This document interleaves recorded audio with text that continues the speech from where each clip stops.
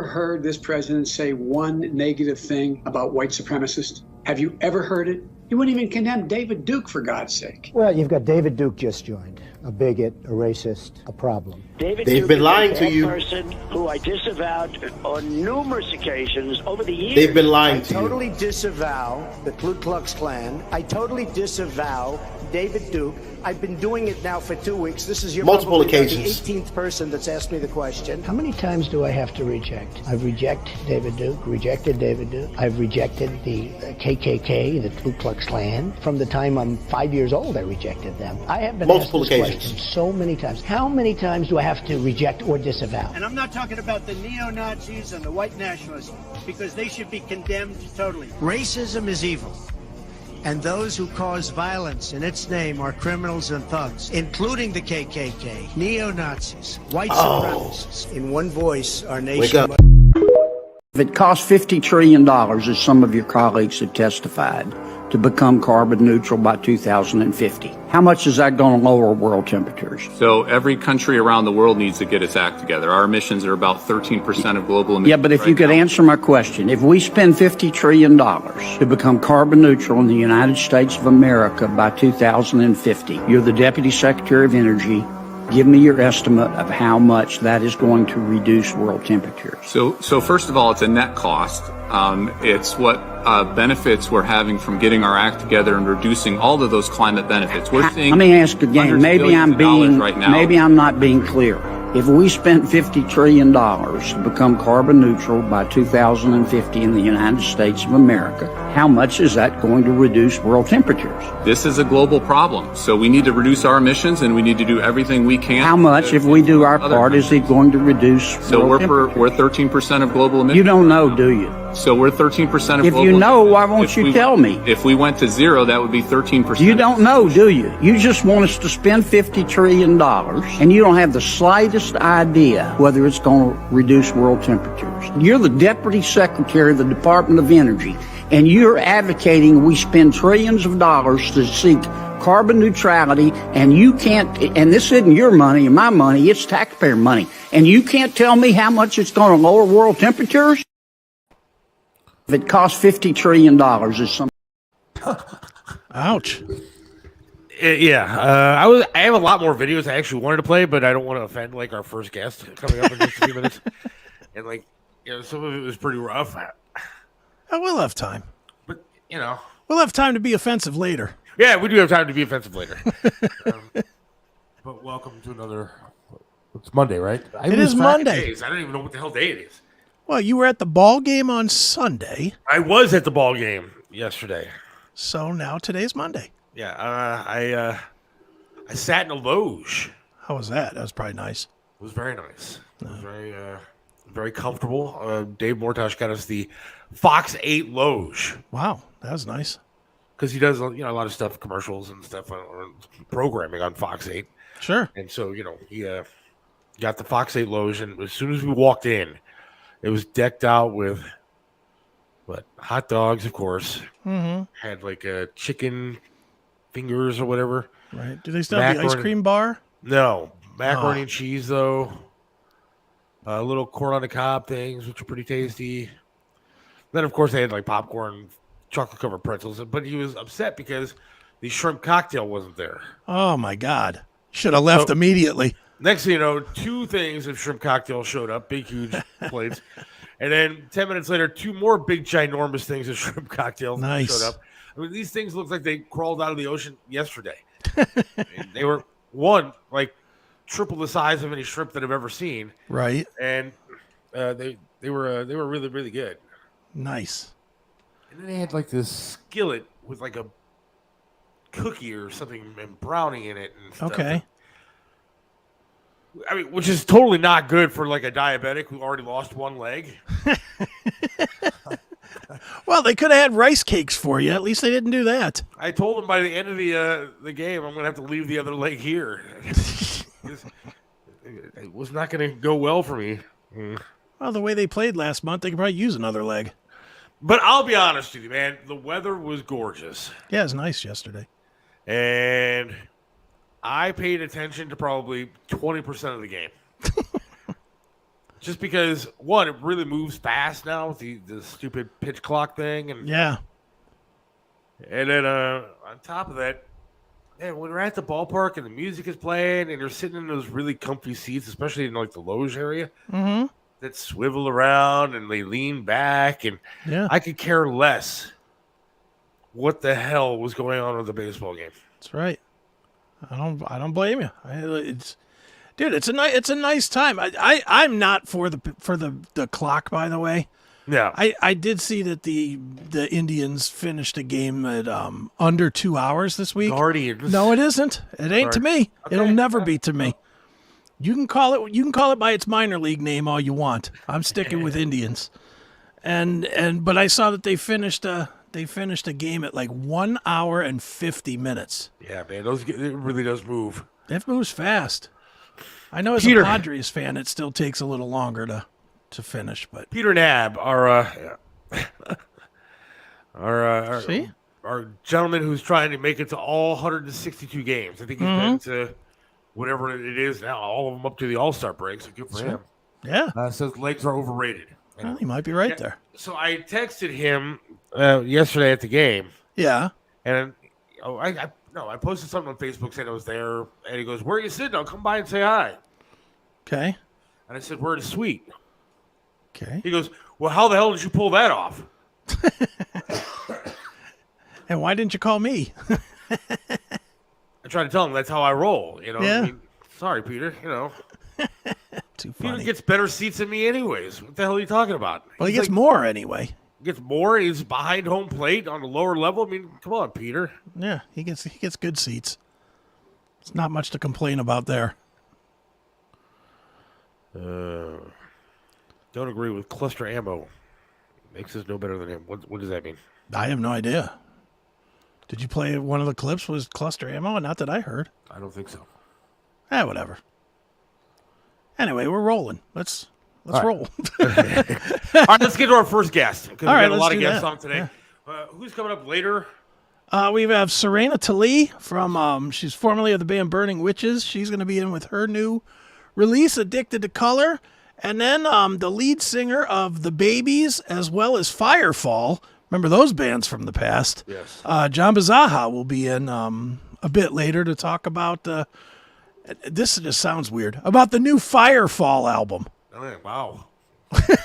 That band's been, when did they come out? The 60s? 70s, maybe? But they have a new album, and he's going to tell us all about it. So I'm very excited to talk to Serena. I'm addicted to her. Yes. And her Instagram and everything else that goes on with her. So yeah, she seems feisty. Yeah. Let's get to our first guest, so Jeff Monreal. Jeff Monreal Funeral Home. How are you, my friend? Good, Seth. How you guys doing? Fantastic. Good. I met Jeff back at the John Rich concert. Okay. When I received the house that I'm currently living in. And that was one hell of a night, I'll tell you that, Jeff.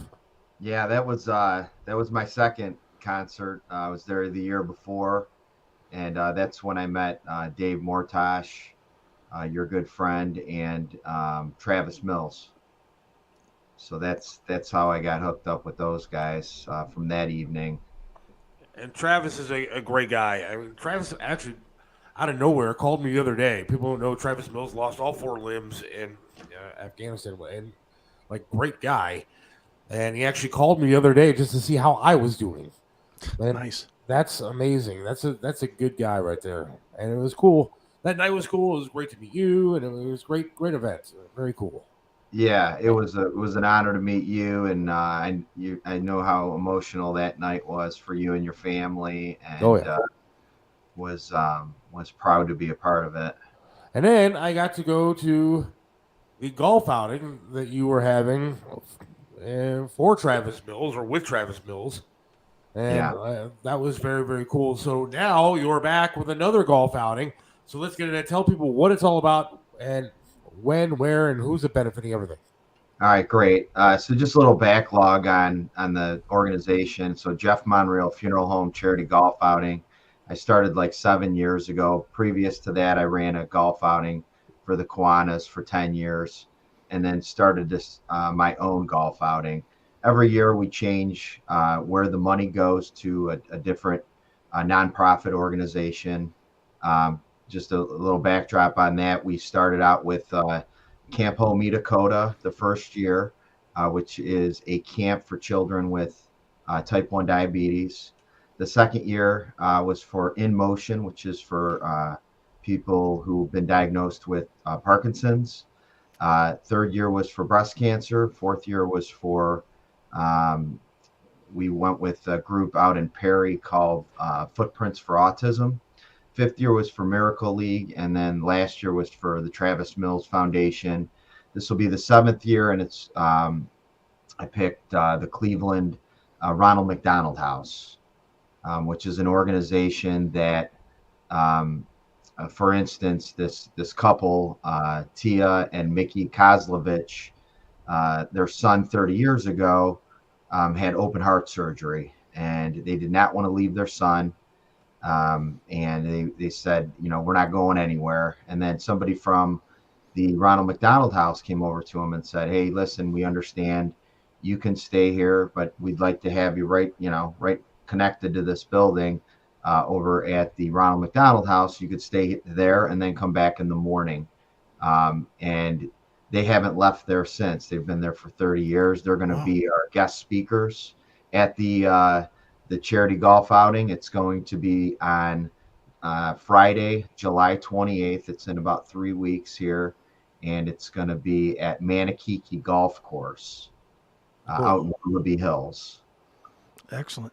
Jeff, what is it about you, and especially now that you just went through that history, that continually sees the need and fulfills it to be so charitable? Is it the industry that you're in? Is it just your nature as a man? What is it that makes you not only, everybody says, yeah, I'd love to give to this or that. Not everybody does. What is it about you that makes you actively seek out charities and charitable events to be part of? Yeah, that's a great question. Many years ago, one night I got on my knees and I was saying a prayer, and I don't typically yell out loud, but that particular evening I was a little fed up, and I asked God, I said, what do you want me to do next? Okay. What am I supposed to do here? And I asked for a sign, and a gentleman called me a few days later and said, hey, I think it's a good idea you start your own golf outing. Okay. And so that happened. And then once that happened, it was like every year, it's kind of like, it's usually tied into somebody. Like the first year, one of my best friends, his daughter has type 1 diabetes, and this camp was in bad shape. And I said, you know what, this would be a great opportunity to give back to Camp Home Dakota. So there was a tie-in there. The second year, like I said, for Parkinson's, my wife's uncle has Parkinson's. Okay. The third year with breast cancer, my sister-in-law was fighting breast cancer. So every year it just seems like there's something connected. And I enjoy it. It's like, I really, and it's not just me. I can't take the credit. So I say it's like the golf outing groupies. These guys, right, no matter where we go to Fowler's Mill. We've been there for a few years. We went to St. Denis for a year. We went to Legend Lakes for a year. And now this will be our second year at Manakiki. And these guys pay $150 to golf 18 holes, right? Mm-hmm. And they're blue collar. Most of them are just blue collar guys, the kind of guys I want to hang out with, Sure. And then they, on top of that, usually sponsor a hole, which we put a little sign next to the tee box that says, in loving memory of maybe their dad or their mom, or maybe they own a business. And that's what it is. It's hundreds of people that are blue collar, and there's some bigger donors. I can't forget about them, but they'll donate 500, 1,000, 1,500. So last year we were able to raise like 28,000, and then Dave Mortosh doubled it. So wow. My little tiny golf outing that we would have been happy to make $7,000-8,000 the first year for the organization, is now making organizations $15,000 to $18,000 and more. I'll tell you what, that Manakiki golf course is a really great course too. I was out there last year. Now, let me tell you, I had a great time going out there and seeing Travis Mills and everything. But the really weird part for me last year, and not to sound bad or anything, but I was in a wheelchair still. And so I was missing a leg still. I didn't even have like a prosthetic yet. And so I'm sitting next to Travis Mills, and there's cameras all over the place. I'm holding an American flag for Travis and all this kind of stuff, and I got no leg. So now I'm being surrounded by all these people that are going, hey, man, thank you for your service. I appreciate you and everything. I'm like, no, it wasn't. I'm an idiot radio guy that unfortunately stepped on a nail and ended up losing my leg because I'm an ass. But, these are real heroes that are here, but thank you for coming out to the golf outing. Right. But what you do is, like, really, really cool, and I'm looking forward to seeing it again this year. That course is really, really nice. And I know a bunch of those guys that came out last year. They are blue-collar, and they are super cool guys. So I think it's going to be a lot of fun. Yeah, it's going to be a really good time. And like you said about last year, that was every year it's just special. But last year was cool, having that hero's welcome for Travis Mills. We had, 70 veteran bikers that picked him up that morning, along with, I think we had about 50 police cars. So every area police department sent a cruiser or 3. And what a way to give back to a true hero. And, in regards to the golf outing, and Tia and Mickey Kozlovich, they're from Menor here. Every year now they give back, and they cook the Thanksgiving dinner for everybody in the house on Thanksgiving, and they're just so giving and loving, and really that's the kind of people that, and that's to go back to your question, why do I do that? I truly love being inspired, and when I'm inspired, it just makes me want to do more for people like that. Right on. Well, Jeff, let me ask you about the business of the funeral business itself, and I have a little bit of experience in it, and not just because my father passed. I went to a funeral home, but I worked in that business for a very short time, and I'll tell you, this is where I have a different appreciation than a lot of people. You guys have to deal with every emotion known to man that most of us might deal with once or twice in our lifetime. You have to deal with whole families that are at probably the lowest point. You have to soothe them. You have to keep a toughness about yourself, to not get emotional or attached but not feel cold either. I mean, I did it for 3 months. I worked over at CSI, which I'm sure you're aware of. And I had to quit. I couldn't get it through my head to disconnect. You know what I mean? And just kind of leave it. How is it that you are not so much able to disconnect from what what the actual job is, but to keep such a demeanor so that people going through the hardest time of their lives feel welcomed and don't feel alienated or alone, because that's what they're fighting, is that alienation and that aloneness from losing a loved one.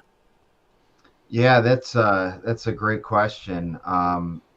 Until you kind of are around the business, so my dad was a funeral director, and his dad, I'm a 5th generation. So my great-great-grandfather was a funeral director, and we've been in Cleveland for, they were there in 1892 is when they started the business. Oh, wow. And before that, they were a furniture store. That's the original funeral homes were furniture stores. But dealing with grief is it's horrific. I just try to listen to people. Like I used to listen to my grandfather, make arrangements, and it wasn't always what he said, but how he listened. And and he listened to the family instead of so if you can have a good ear instead of just talk, that people can sense that you actually are listening and you care about where they've been up until that point. That's what I try to do as a funeral director, without making the arrangement take 3 hours. Sure. I try to understand where they, where they were before they came to me with their loved one. And then once they get into my care, just getting them through that situation, and giving whether it's direct cremation or it's a burial or they do the full blown out everything. What can we do to celebrate? What can we do to memorialize that person's life? Take a minute, because a lot of times we don't take a lot of time to do much anymore. But what can we do for the next few days to remember that person and not feel so cold, like you said, like be able to laugh and cry and hug and shake hands and rally around this family who's going through, like you said, sometimes the worst times in their life. Right. It's an honor for me to do that. And if you get cold to that part of it, you shouldn't be a funeral director. Right. All right. I want to, first of all, I want to say I put the link to the golf outing in the comments. So if anybody wants to donate, wants to be part of it, the link is in the comments. Thank you, Seth. It's a really long link, but I did put it there. And we'll put it out on the socials as well. So yeah, we'll put it out there as well. But one thing I did want to ask, on the spiritual side of things, you talked about praying to God and finding to lead you towards what you're doing with the golf outing. Now, I remember when my mom passed away almost 20 years ago. She didn't look like the same mom that I knew the day before after she had passed. It looked like there was a soul that was taken out of her when she was gone.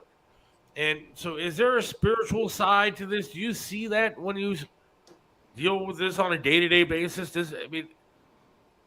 It seems there has to be a spiritual side to this.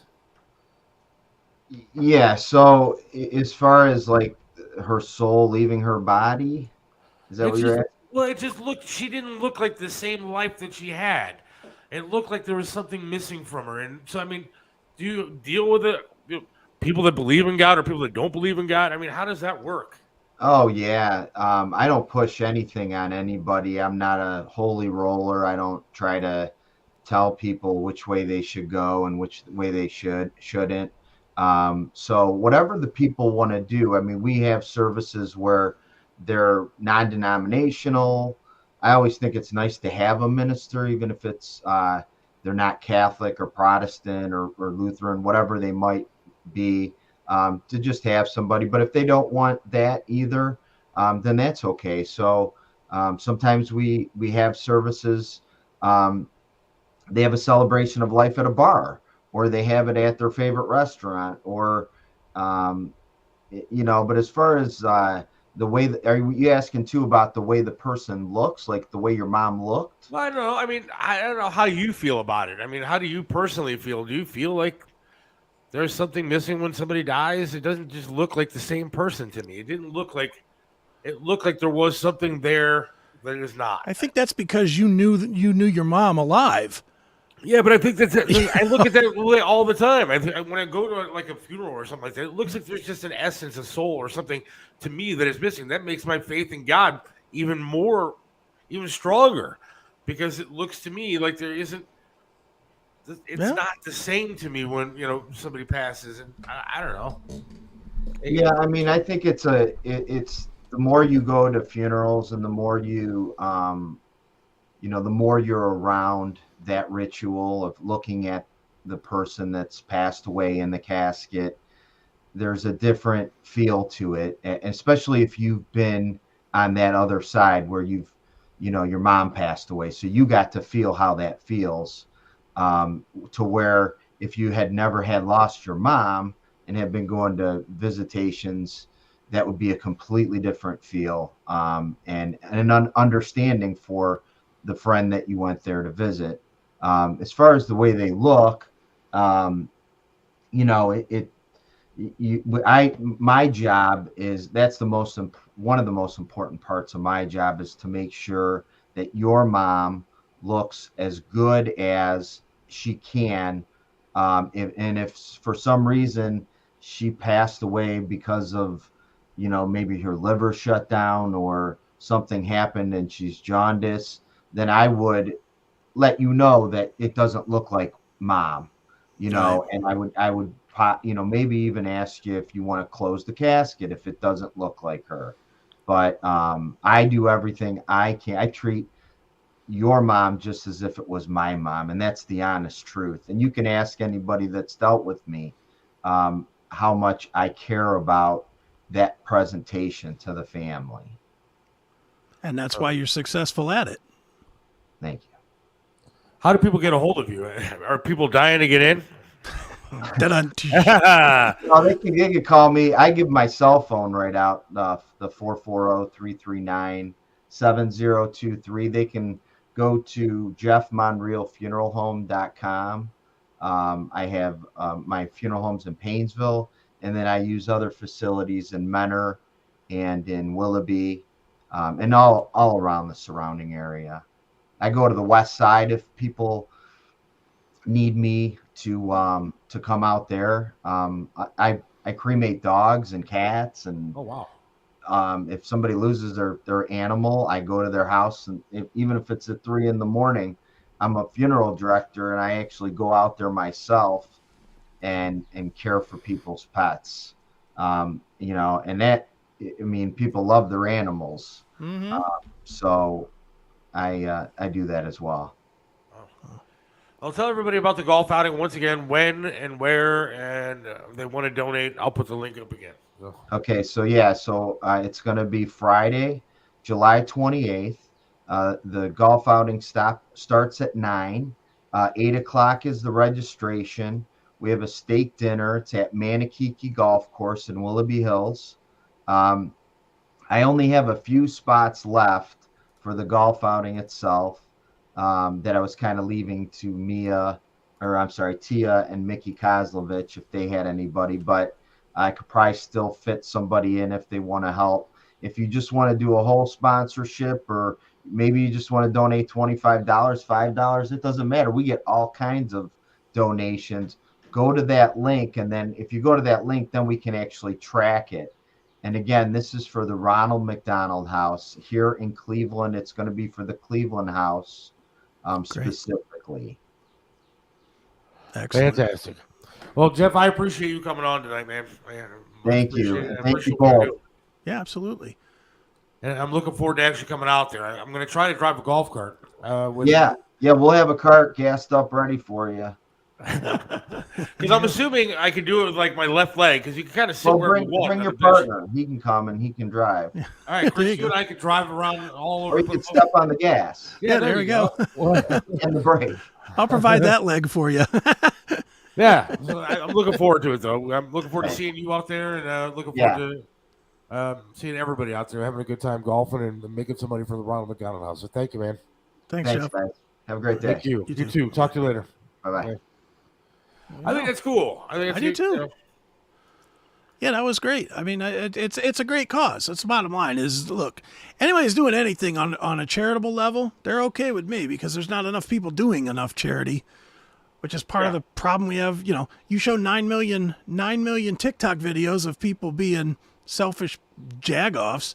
It's great to see somebody actually doing good things. Yeah, and it's a class act when you go out there. I mean, again, I went there last year for the Travis Mills one, and it was very cool. People had a lot of fun, and unfortunately, I couldn't do anything because it's kind of hilly out there. Right. And I was in a wheelchair. There were a couple times where I was slightly concerned about which direction I was going to be heading.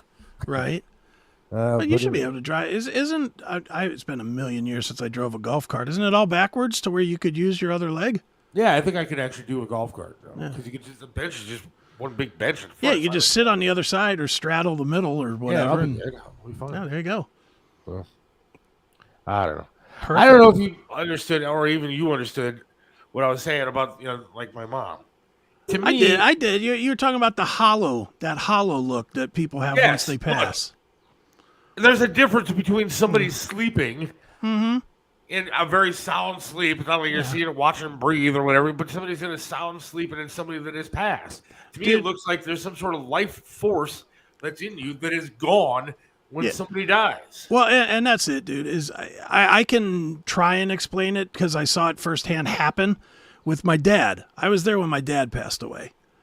And you just saw, I don't know how else to explain it. You just saw, it's cliche, but you saw the life just disappear.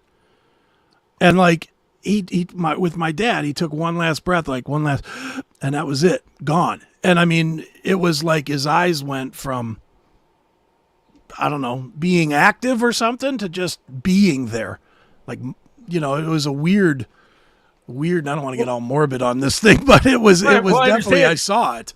I mean, that's what I'm kind of trying to say. Like, when I saw my mom, she went in for her surgery or whatever. Mm-hmm. And when she came out, she was sleeping. Right.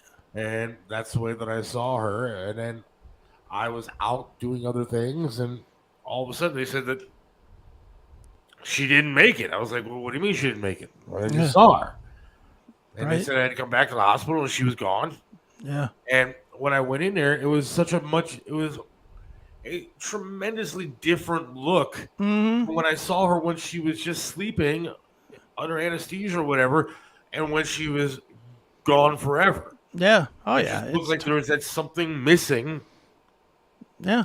And it kind of made me reinforce my belief that there is something other than us being here doing our thing for, however many years we got. Right. Well, that's why you live for the minute, man. I mean, me and you both know that more than a lot of people. You don't live for a week. You live for the minute, and you hope that you make it to the next minute, because God knows. Only God knows, I guess. Sometimes my wife will get irritated with me because, I'm like, let's go out. Let's go do something. She's like, why? I just want to sit here. Well, dude, you don't understand. This could be the last time you get a chance to go out and do something. Right. Go out. Yeah. Sitting here isn't going to do you any good. You got time to sleep tonight. Mm-hmm. Well, that's it. And you may not wake up from that, so you might as well have a good time for this day. Enjoy what you got. Yeah. I get that all the time about people that say, about how I accomplish a lot of stuff. Whether it's books or businesses or blah, blah, blah. And as well as anybody, I'm always working. Yeah. I'm always working on something. I'm always busy. I mean, how many times, being honest, how many times have you called me and actually got me to pick up the phone on the first call? Yeah, it takes a while. It's always a call. I always call back. Yeah. I literally spend half my day looking at the recent callers and just going boop, boop, boop, boop until they're all white instead of red on my phone. That's literally how I run my day. But it's because I'm busy, and I wouldn't have it any other way, because when I'm at Monreal Funeral Homes laying in the casket, I can tell you this much: there will not be one person saying, "Man, I'll bet he wished he would have done more." Right. There will not be a person that will. They can say a lot of things about me. They can say whatever it is. I bet he wishes he wouldn't eat so much pizza or whatever. But they will not be able to say that's a guy that didn't live every minute that he was given. Because I do. Yeah, and you have to, because, man. Well, I've been dead. And you can relate to it, but I've actually been all the way dead, like shocked back to life dead. When you have that in your head, the thought of wasting time is worse than being dead. The thought of, for me anyway, I would rather be dead than sitting around with nothing to do. I would. I don't know how to even react to nothing to do. I don't have anything to do. I don't know how people, do you know people that take vacations and they just sit on the beach for a week? Yeah. How?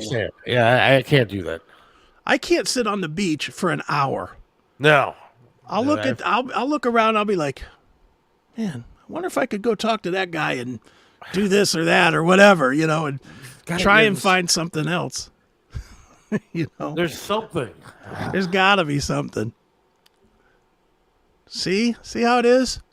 Just trying to put me in the grave, Rick. I see how it is. You want Chiselka back, don't you? Yeah, no. Nobody wants that. Raise your hand. No. But I'm the same way.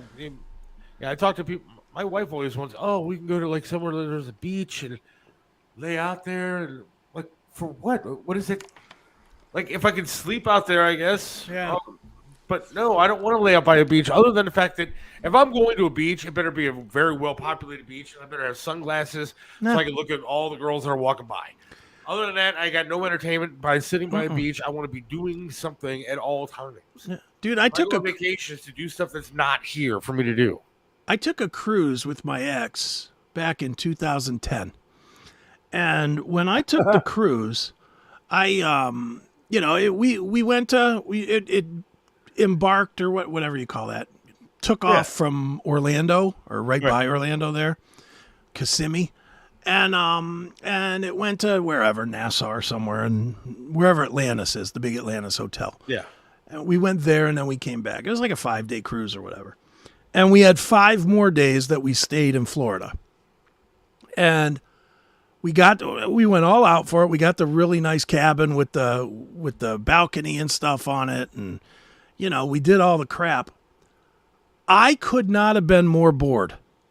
I would, every day my ex was like, I just want to lay out here in the sun and watch the waves and see if I see any dolphins and this. And I was like, oh my God, does this TV work? Yeah, I was so bored. And then when it got to be night, she didn't like to do the night stuff. Like me, I was like, let's go to the comedy room. Let's go to the karaoke room. Let's go to wherever. Because I wanted to do something.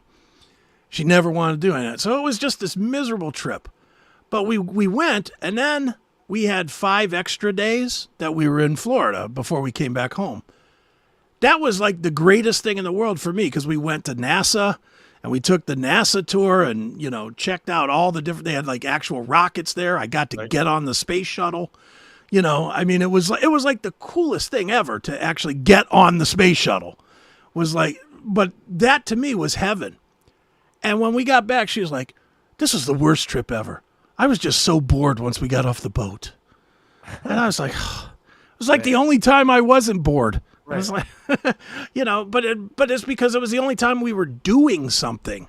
Yeah, my ex and I took it was an all-inclusive trip to the Dominican. It was actually kind of nice because the radio station paid for it. Right. But, the only thing, there's not TAM, it was the other radio station I worked for, but nice thing that they did. And we went, and she wanted to go sit by the pool and have her hair braided and stuff like that. And I'm like, dude, I cannot sit by the pool. So next thing you know, I found like a hut in the middle of the Dominican that was doing like massages. And like I could have been killed, raped, and murdered in this freaking hut in the middle of nowhere in the Dominican. But it was nice. I had to go out and do something. I just can't sit there. Yeah, sitting home just sucks. My wife always asks me, why do you want... Disney is on my bucket list of things to go back to because I haven't been to Disney in 40 years. In Orlando? Yeah, and I want to go. I love Disney, everything except for the fact that their politics suck ass, and I hate them for doing that. But you better get Mortosh to give you a second mortgage on that house so that you can afford to go. I can afford to go. But I mean, so I love Disney stuff, and I want to go either on a Disney cruise or go to Disney itself. And she's like, "Why would you want to do that? We can go to like Hilton Head. We can lay on the beach and stuff like that." Because I can't sit there and do that. Right. I have to have stuff to do. Yeah. I am like a 12-year-old. I need to be occupied with stuff. Yeah.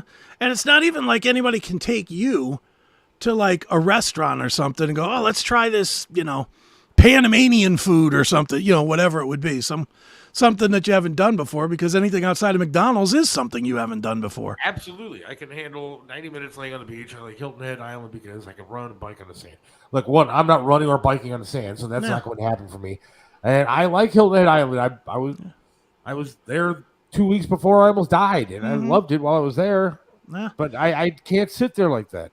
Yeah, well, when we went to Nassau, we went to the beach one day, or one afternoon or whatever. I don't even remember how long we were there. We went to the beach the one afternoon and just nothing. I was bored to tears 13 seconds after we got to the, we got to the beach. The water was warm. It was great. Nice, clean, clear water, like the clearest water you ever been in, right? All the things you see on TV and you're like, oh, that's nice, right? That fascination lasted about 10 seconds. Yeah. It lasted till I saw the first fish in the water. I was like, okay, it's so clear you can see the fish. Now what? Then I was at now what stage. I was so bored. So tell us your perfect vacation for a week. I'll do that, Jim. I have none. I don't do vacations because I hate them. And again, I'm probably a workaholic, so I'm a bad one to ask that. But the most perfect vacation I've ever had, and I don't think I could do this anymore because I just can't drink this way anymore. But me and my ex used to take separate vacations because we just knew we couldn't stand each other for 52 straight weeks. So when she would take a vacation, it'd be her and the kids would take a vacation. I would take a week off of work. I would fill my refrigerator with TV dinners and booze, and I would just watch movies. I would back then it was go to Blockbuster, and I would rent like 20 movies. And I would sit on my couch getting hammered for like a week straight, just getting hammered. Getting hammered, sleeping during the day, waking up 2 a.m, watching another movie, get hammered again. That was all I wanted to do. And by the middle of that, I was bored. It was like there were several of those vacations that I ended up going back to work early just because I didn't want to be home. It's just boring. All right. Now they're asking me what my perfect vacation would be. Yeah. I mean, okay, I'm going to be realistic. I mean, if I want to say perfect vacation, I'm going to say, I'm going to sit somewhere with a buffet and 40 half-naked women surrounding me, feeding me all day long.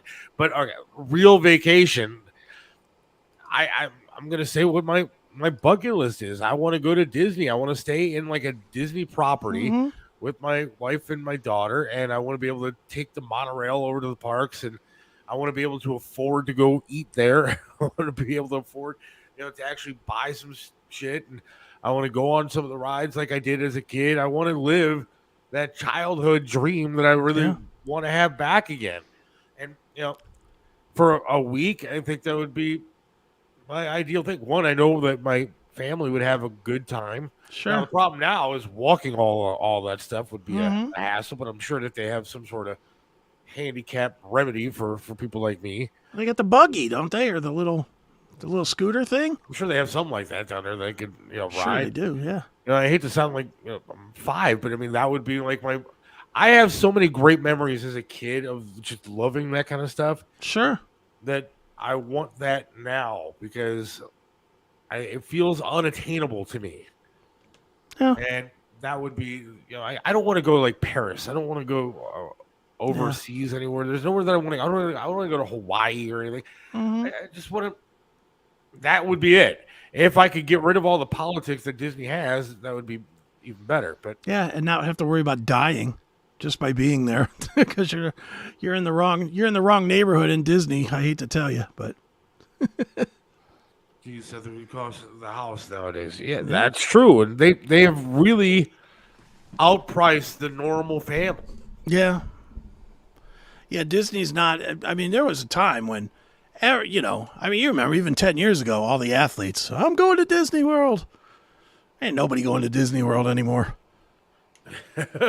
Honestly, it's not really a destination anymore. Look, my dad took my daughter years ago, and they had a great time.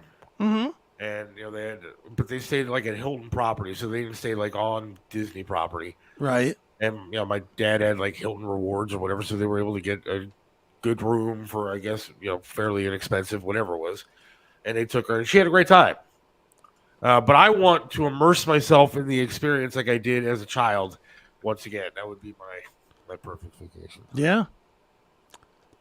Well, did Molly enjoy her first game? Yes, Molly enjoyed her first baseball game yesterday without rain. It was the first time she went to a baseball game and it didn't rain, so that was good. Well, that's cool. It looked, from the pictures anyway, it looked like you guys were having a good time. So I don't think I talked to her for 5 minutes. Really? Yeah, she sat in like the front row of the loge, and I sat in the back, just kind of sitting on my phone and looking at stuff. And eating. I mean, that was pretty much it. And she was actually enthralled with the game. Right. And let's face it, 5 minutes, that's about 3.5 innings these days. Yeah, really. I mean, the game started at 1:40. We were out of there and home. And we were in the parking garage. So by the time we got out of the game, into the car, out of the garage, and back to Broadview Heights, we were home by 5 o'clock. Wow. That's crazy. crazy. And that's stopping at a gas station. After. Wow. So we were home by 5, though. Yeah, it's crazy how fast the game is. I don't know. I'm still not sold on it. I know a lot of people like the pitch clock. I just hate that the guys don't hit as well because they're constantly rushing themselves to get into the batter's box. Yeah, it's a little odd, but again, the game moved a little quicker, obviously. So I guess it's good. I'd rather do that than sit up for 6-7 hours watching. Yeah, I mean the long games I'm for. I'm for like the whole, even though it just ruins the statistics of all the people in history. I'm for like the starting the extra innings with the guy on second. You just have to drive him in to win. Yeah. I'm actually for all that. That's actually okay. I just don't like them rushing. The pitchers don't pitch as well anymore because they're rushing to throw the ball. You can tell that. Yeah, you can absolutely tell that. And that's why if you look at all the guys that are, were formerly great, look at the guy here for the Indians, Bieber.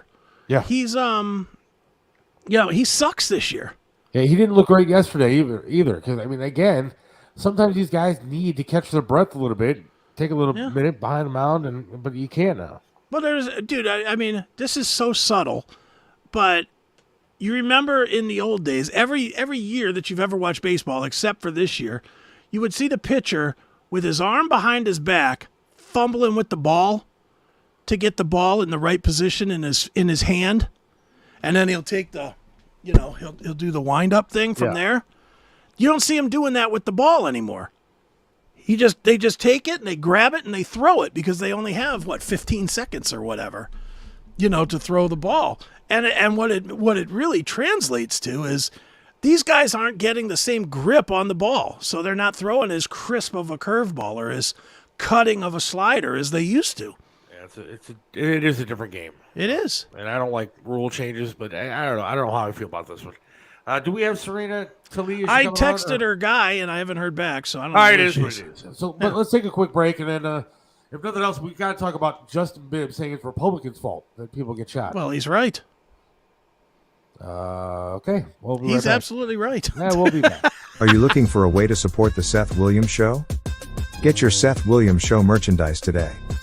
From coffee mugs to clothing and everything in between, our high-quality merch is the perfect way for you to not only support the show, but show everyone what is the greatest show going today.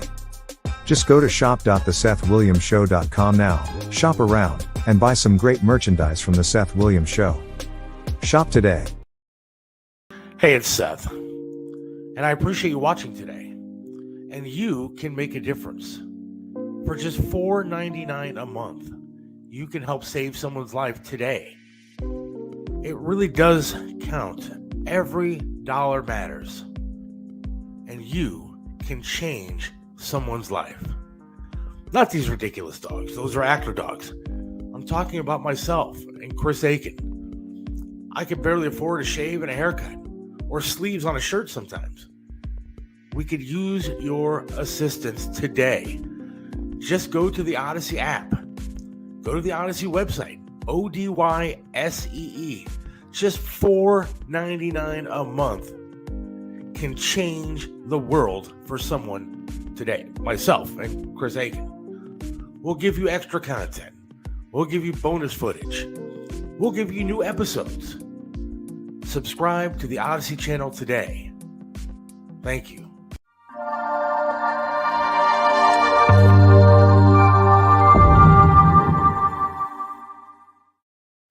Hey everybody, it's Don Dockin. When I'm feeling nostalgic, I always go to Pinball PA. You gotta go check it out. It's a lot of fun.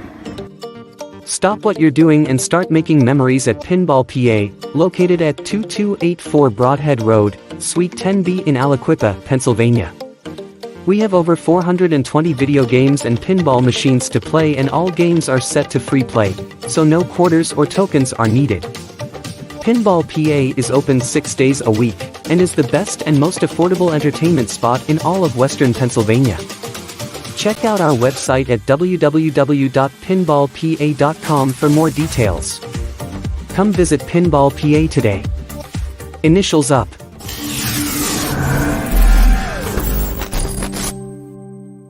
Aaron Tees and Signs has become your complete one-stop sign shop. Call Jimmy at 216-299-9344. Their friendly and professional staff can and will help you build your company brand and identity from start to finish. One stop means you get a complete package from one location. Custom logo design, vehicle graphics, banners, t-shirts, storefront marquees, and so much more. Aaron Tees and Signs, 4883 Turney Road. Call us at 216-299-9344. It was good, man. Have you ever been in a fight before? Yeah. I mean, you're Mexican, bro. Where are you from? I'm Colombian.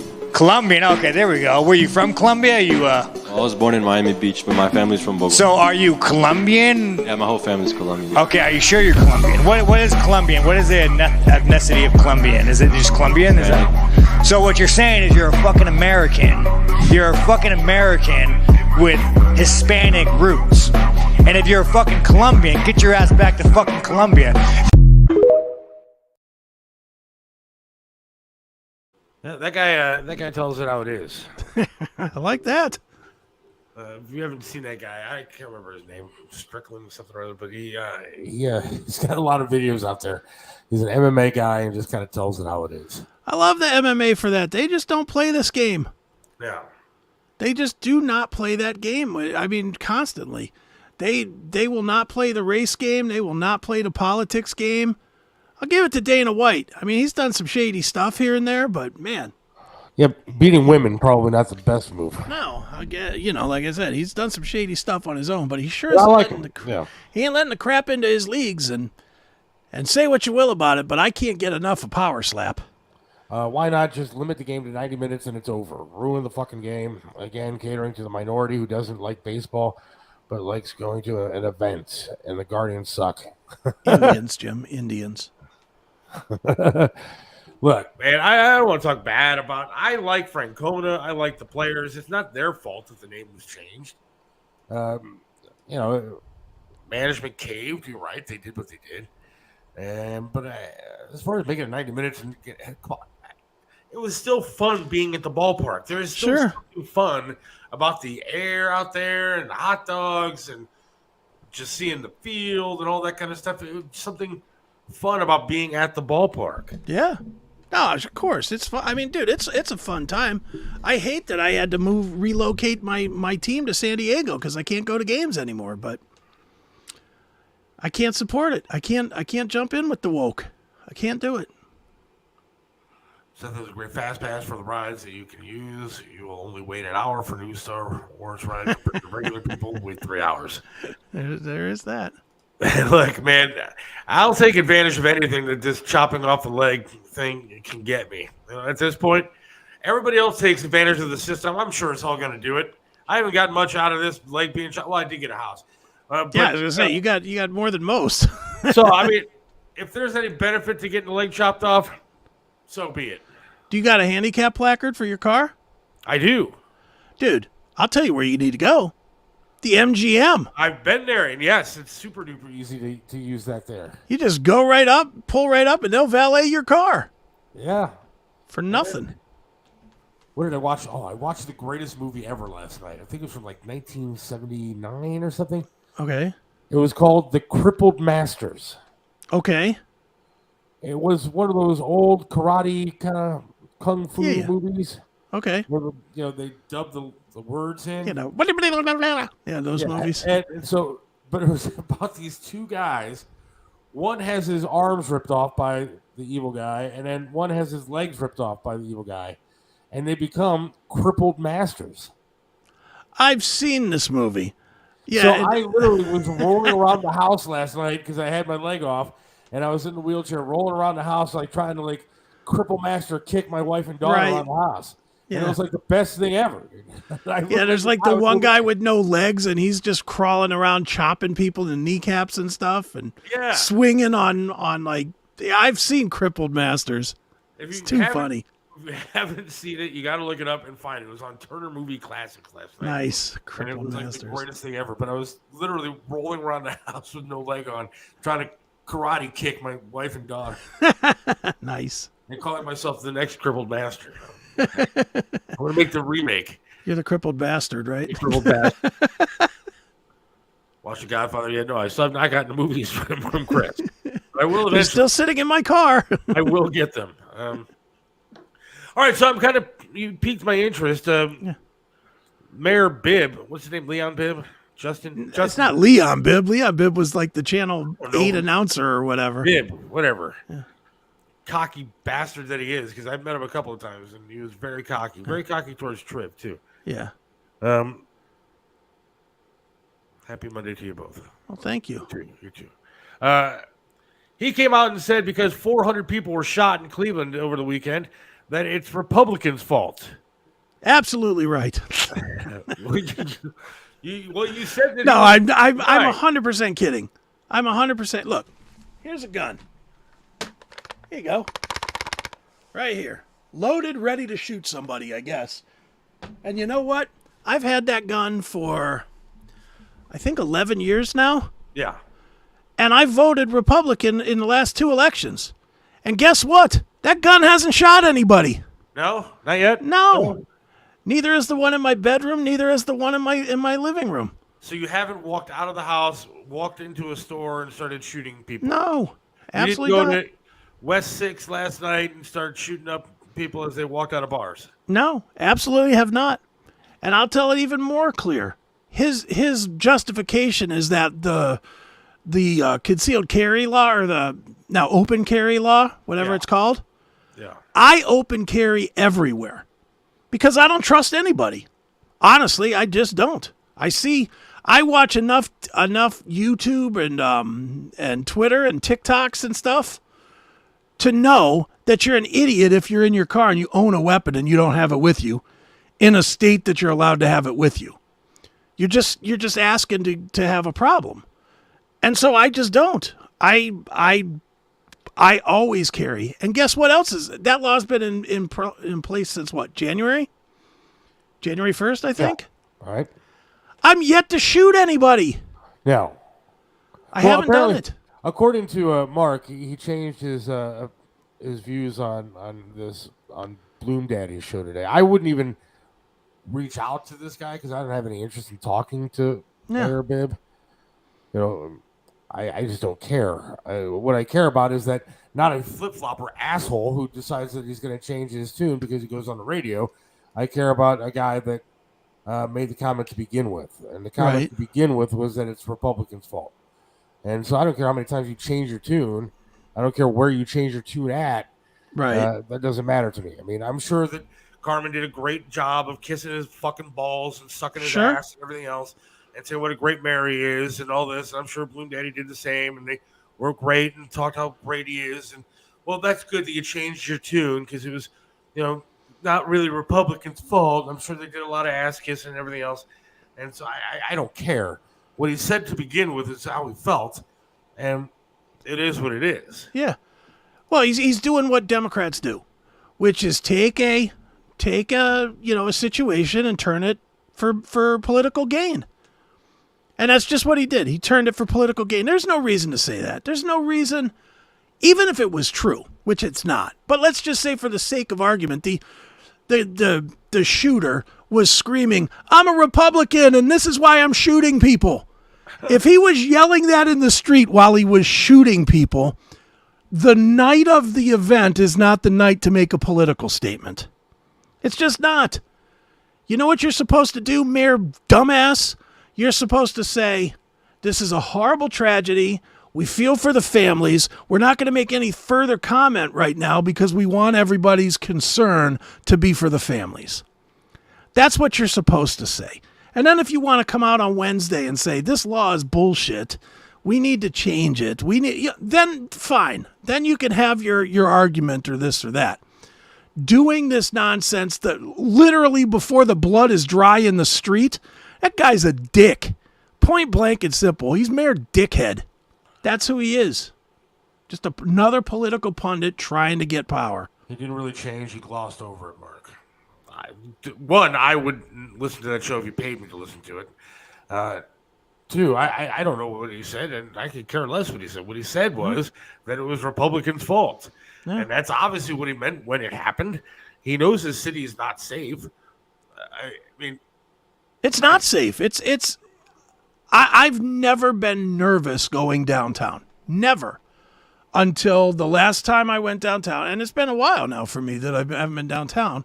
Last time I went downtown was when Dave Landau was playing at Hilarities, was performing at Hilarities. That was somewhere between Christmas and Thanksgiving, so November, December time frame. And I really was nervous getting back to my car. I was really, really nervous about going into the parking garage. And it's not like I was in some obscure place either. I was in the parking garage directly across the street from the House of Blues.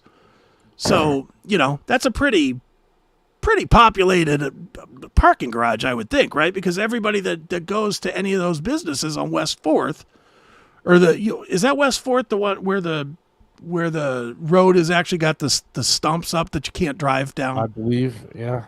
If that's West 4th, that's where I was. And the parking garage right across the street from the House Blues, which is right there on the corner. And I'm telling you, I felt very nervous because it was one time I didn't have my pistol with me because you can't take your pistol into the business. Right. So, I was like, literally as we were going in, I was telling Kelly, I was like, if something breaks off, you just take off and you get my car and you get my pistol, because the pistol was in the car. It's like, I'm not going to, but I've never felt like that in all my years. And dude, you used to run the flats too. Oh yeah. Did you ever feel scared? Not scared. Scared's not the word, but did you ever feel like you were close to a problem? Well, I mean, there was one time where somebody chased me across the parking lot, but it was like 3:30 in the morning. I shouldn't have been there to begin with. Right. But no, I mean, going downtown never frightened me. Yeah. I mean, and now I would not take my daughter downtown now. Absolutely. For anything. Absolutely correct. And part of my childhood, again, was going downtown at Christmas time and seeing the lights and all that kind of stuff. Yeah, the lights at Tower City, and it was and going shopping down there, and it was it was fun. And now I don't think that I would do that with my kid. I haven't taken her down there in how many years? Dude, I'm the same with Akron too. To be honest, have you been to Akron lately? No. Akron's another. I used to be. I've been to Akron, but I wouldn't go at night. I used to be like a fixture in Akron on those Friday nights at Lock 3 where they have the concerts. Yeah. And I guess they still have them. But I was down there damn near every week because there's always something fun. And I was never that guy that just wanted to stay home. So I used to constantly go, I didn't care. Hey, it's a Chicago tribute band. Cool, let's go. I would just go to go and have something to do and have a couple of beers and meet some friends. Now, forget it. And it's not that I'm afraid of being there. It's more getting out of there. Yeah. It's like, it's dangerous now. Bibb had to wipe his ass when he left TAM. Wouldn't shock me. Well, at least we sent Bloom Daddy a new listener this week. We did. Yeah, that was funny. We had a guy complain. I don't know if it was a guy or a girl. It was a joint account. Yeah. Who complained about the show or said it's. Well, actually, he said both shows suck. Yeah, he said we're no better than Bloom Daddy. No better than Bloom Daddy, which is fine. I guess you can compare me to. No, don't compare me. But just don't compare me with a sidekick. Yeah. Please. Dear God. But yeah, it was a joint account, and I get a kick out of these joint accounts. If you have a joint account, I'm sorry. If you're listening now, I apologize to you, but I can't stand you. Yeah. What the hell are you doing? I mean, like if I can't trust my wife to have her own friggin' Facebook account, or she can't trust me to have my own Facebook account. Yeah. There's a serious problem. You might as well just file for divorce now. Yes. Because you're that's where you're going. You're going to divorce. If you don't have basic enough trust to have a social media account without your wife holding your balls in her purse, then you're a douche. and you might as well get divorced. And that guy trying to be Weisenheimer guy to us, I wasn't. And it's funny because you told me about it. When you first told me about it, I laughed. And then when I saw it, I got annoyed. And that's why I just kind of went off on him. Make it count. Akron is rough, man. I stopped going to the fairs and bands and Lock 3, Ducks game, and I'm out. Yeah. Even Ducks games. I'll go to a Ducks game on a Saturday afternoon.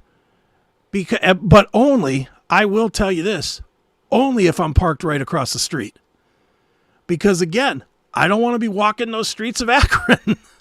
I just don't want to do it. See, the sad part is there's really some good stuff downtown in Akron. They've done some good changes in downtown Akron.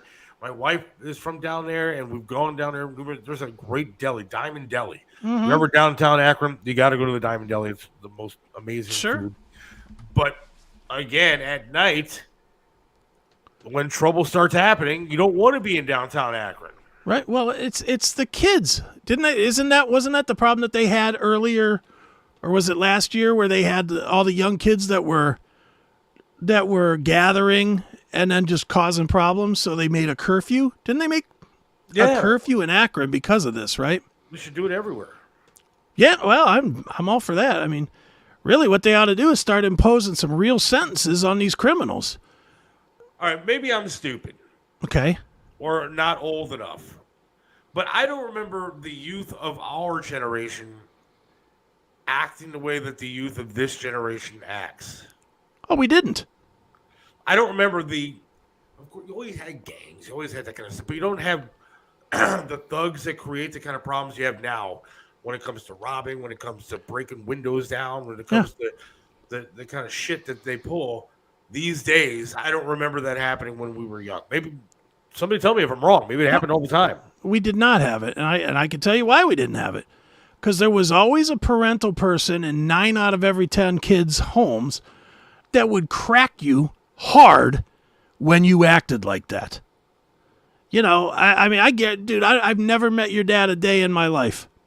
And I know if you were out there doing something really stupid, stealing cars or something, or damaging property, if you were just out kicking over tombstones or something in whatever the local cemetery was, your dad got wind of it, he would have cracked you, and then B, you would have been grounded doing the worst kind of horse shit stuff for the next probably year. Yeah. And he would have made you call every person that you did it to and apologize. You would have been held to a standard of consequence.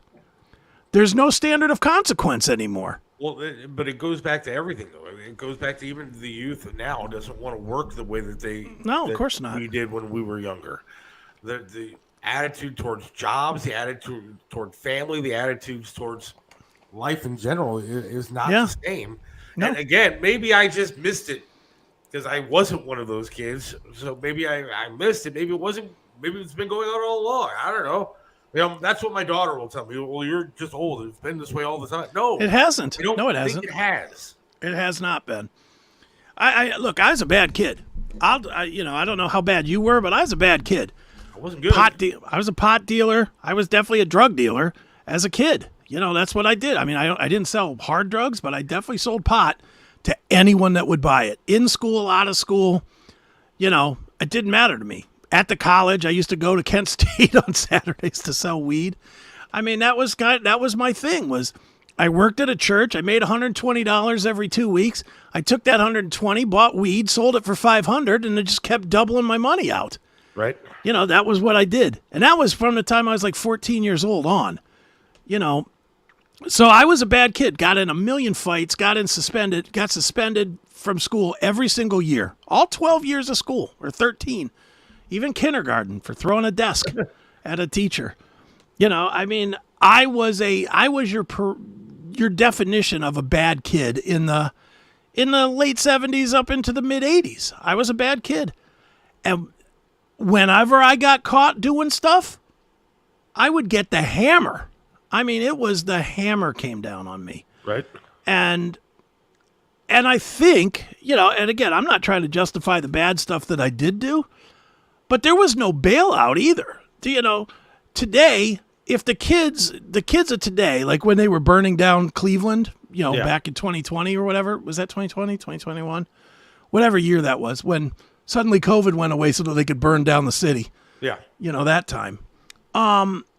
You had the parents of these people coming out and saying, well, they're disenfranchised and they have the right to be angry. None of them were saying, where is my kid? Why is he doing that? I'm going to, you see the old videos of like, the older generation when their kids acted up. And you see when the kid gets arrested, like on Good Times or something back in the 70s or whatever. And what do you see? The father goes in there, grabs JJ by the ear and yanks him out of the jailhouse, knowing that he's going to get an ass whooping. That's what we had to deal with. Now it's just like they want you to be an asshole. Yeah, he probably does want to know that. Bill Wills had trouble this morning in the TAM parking garage at 4:30 a.m. I wouldn't shock me. I mean, no. Where is TAM now? Where is it? Is it in Tower City? That's on Euclid. Oh wow! Oh. It's on Euclid, like they're on the first floor, I think, so you can see the studios on the ground and everything. Okay. And then there's a parking garage right next to it that it's free, I guess, for them to park in. So it would shock me at all. That would shock me, dude. I mean, wait till the weather gets bad and all these homeless people and everything else, and the thieves are going into these parking garages where it's nice and dry, where they can kick some ass and take your money. Yeah, and take your car. Just take your car, steal it, run it out of gas, but it'd be a warm place to sleep. Yeah, there's always been some semblance of danger in downtown Cleveland. Like, I was obviously at CBS, at the CBS block, which is over there on, was that East Huron, I guess? I think. Yeah. Like 9th and Huron. Yeah, it was over there. And there was that parking garage across the street there that was dangerous as hell. It was definitely, and the elevator was always broke too. So a lot of times you had to go up the steps, and there was always homeless guys in the stairwells. Always homeless guy. Hey, bro, can you give me $5? Just keep on walking. But literally, you ended up doing the kind of pirouette spin on the steps to make sure this guy didn't follow you. And at that time, I didn't have a gun, so I used to carry a knife with me just in case. Just in case I needed something on the fly. Because I was definitely not scared, but, conscious of what was going on. Now, a knife or a gun, honestly, it's not enough. They need to literally have cops on the corners back to that day. Don't you think? Yes, I absolutely agree. I mean, didn't they, from what I heard, this thing that they had, this incident that they had over the weekend, there were cops there, weren't there? Yeah, and but people were getting shot all over the place over the weekend. Even over by the ballpark, people were shot. Yeah. Fox, moved their Foxtrot 5K to the Cleveland Zoo due to runners did not feel safe on the route. And it was from the Flats to Lakeside and beside 9th. Yeah, I believe that. Of course. Who wants to run down there? Look, I mean, you're running down there just to get the hell out of the crime scene. And I'm not trying to be a dick. Look, Cleveland is a very nice town. There's a lot of good stuff about downtown Cleveland. A lot of pretty things downtown. I love, the Rock Hall is a wasted space. I wish they would do more. Well, they are. They're putting 50,000 more square feet in there. Oh, really? That's nice. Can't wait to never visit that. Is that the hip-hop wing? Probably is. The Madonna wing. Yeah. It could be so great. Yeah. So there's a lot of great things about downtown Cleveland. But the fact that it's not safe is not good. No. And the fact that we have a mayor who would rather pass it along and say it's the Republicans' fault rather than take responsibility for the fact that he doesn't have enough cops down there and he doesn't have enough foresight to keep everything safe. I mean, it's ridiculous. Mm-hmm. There are plenty of ways to keep all these things and bars and everything safe down there. Yeah, there are. And one of the biggest ways is actual cops not undercovers either.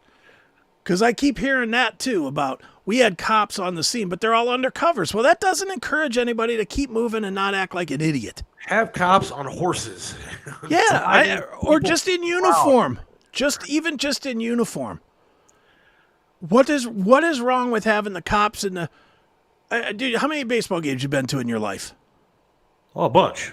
Like 100? Yeah, probably. When you were leaving Jacobs Field, because I'm assuming it was back in the Jake days. Of course. When you were leaving Jacobs Field, remember how everybody came out en masse, but every 50 people there was a cop. Yes. There was always a cop. Now think about this for a minute. Did you ever see a problem? No. That was with 10 to 30,000 people exiting, a lot of them drunk, a lot of them angry half the time because the Indians weren't always winning. So you had angry drunk people en masse walking out into the street, and there was never an issue. You always felt safe. My wife and I stayed at a hotel downtown, went to an Sure. Indian game, and we sat outside on a bench just talking to people as they were walking by and hanging out because you didn't feel like there was going to be a problem. I hung outside at Tower City one day after a baseball game. Yeah. I hung out with a couple of Red Sox players who were staying at the Ritz or the Renaissance, one of the two were there, and they walked out of Tower City. I recognized them. They sat and talked to us for 20 minutes, and you didn't feel like there was going to be a problem. Right. Now you wouldn't stop in front of Tower City to tie your shoe. No, because you saw cops inside of Tower City. You saw cops outside. Mm-hmm. I mean, yeah, it's not the same. And it didn't feel like a prison either, because that's always the argument is, well, I don't want to live in a prison state. It didn't feel like a prison state to have police just keeping things moving. It never did. I have not seen police on horses after Browns games for a few years. Yeah? Well, I don't know what you think, but I think that when this really changed was when the Cavs won the championship. Once they had all those people down there, that's when I stopped seeing so many cops down there. I saw a big change after that because the city lost their ass in security money. And then it just, disintegrated from there. Yeah, I don't know. I think I don't know when it changed because I stopped going downtown. Yeah. I know that for a lot of years when I worked in Tower City, it was really fun. And I was able to actually go downtown and enjoy being downtown, and the shopping and everything else was fun. Right. I was able to go down to like the food court down there and get food and not feel like uncomfortable. And then the last time that I was at Tower City with Triv, by the way, but he left. Right. But I walked through Tower City. I was terrified. I was afraid that somebody was going to get hit. Sure. And dropped and robbed. Mm-hmm. Yeah, I mean, it's just gotten scary down there, man. I wouldn't be down there on purpose anymore. I got to have an exact reason to go. Well, even with the Landau show. When I went to the Landau show, I found out exactly what time he was going on the stage. And I got down there exactly when he started. Not a minute. And then, that's so, for me anyway, and probably for you too, that is so different than how we were raised. Dude, if you were going to an event, whatever it be, a Cavs game, a Indians game, a comedy show, a concert, whatever it was, you'd usually be down there by like about 5 o'clock, right? Yeah. Go down, get a dinner, get a drink, maybe 2. Game time. That's what I'm getting her now. Yeah, it's literally, if I was to go to a concert at Rocket Mortgage Fieldhouse, I would find out what time the band is going on stage. And I would not show up 20 minutes before then. I would literally time it so that I don't have any time to interact with riffraff. Have just enough time to get in, get checked in, and get to my seat. And hopefully as I'm sitting down, the lights drop. That's the way I want it. Let's see here. Bibb is a dam, even made Cleveland 1 unsafe. Yeah, well, look, here's the other problem that we have, and maybe it goes back to what I was saying earlier about the youth of today. It's not like it's just Cleveland. No, it's That's not. why this asshole mayor, who apparently changed his tune with people sucking his ass today, said it's Republicans' fault. You can't blame Chicago on Republicans. You can't blame. What are you doing? It's the youth of today. Mm-hmm.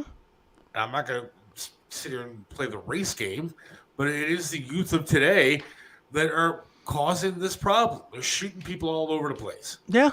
And it doesn't matter whether you take away AR-15s or not. No. AR-15s aren't the problem. Well, like you said, or like I said, here's one that didn't shoot anybody this weekend. It's right here. You know, how did that happen? Because I voted Republican into the last 2 elections. Apparently that gun should have murdered somebody this weekend. It's my fault. And Richard says the city is only 800 police officers short. Would you want to be a cop now? You'd have to pay me a lot. Now, if you're a cop, they want to blame you for everything. Yeah. You shoot a criminal, and you're the criminal. Well, and that's another scary part of it is those cops that were down in, because like they said, there was plenty of cops in the middle of it. If those cops would have seen this guy draw and shooting and shot this guy, they're automatically being sued.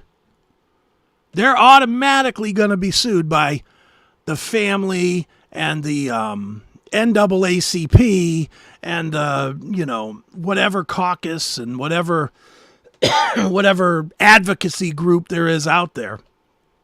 They're going to be sued. So if you know you're going to be sued, what are you going to do? I know what I'm going to do. I'm going to let them shoot everybody before I'm going to step in. Run out of bullets, then I'll tackle you.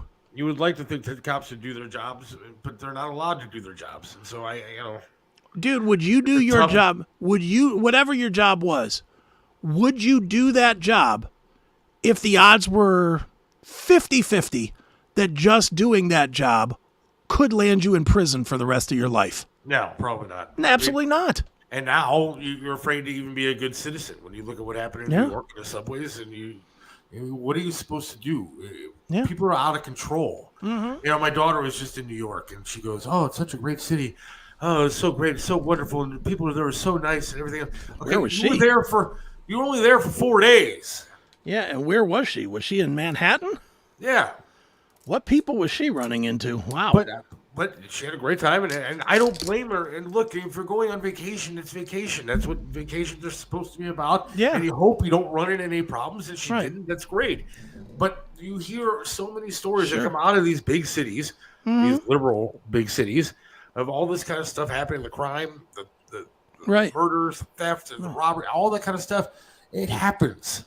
And it's out of control. And let's be honest about your daughter. Your dad probably had his head on a swivel to make sure that you weren't guided into the wrong set of people either. Of course. That's why your daughter met the nice people, because your dad kind of directed some traffic.